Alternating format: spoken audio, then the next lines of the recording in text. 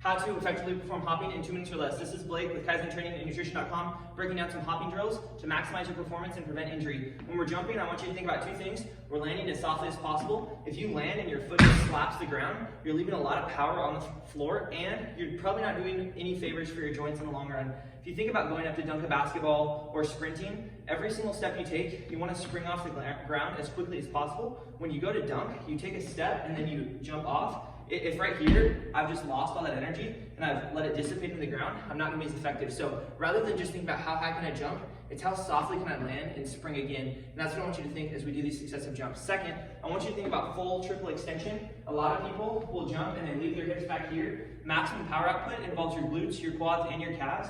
And so you're extending at your hips, extending at your knees, and extending at your toes to bring your hips all the way through as you jump. What we're gonna do is some patterns on 2 feet, and then we'll repeat those same patterns on 1 foot, depending on what's prescribed for you. I'm gonna show you a quick example of a couple of things.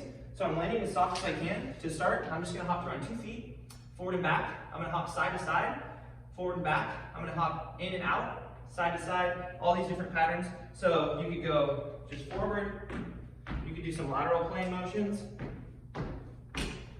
you could do kind of like a hopscotch motion, in and out.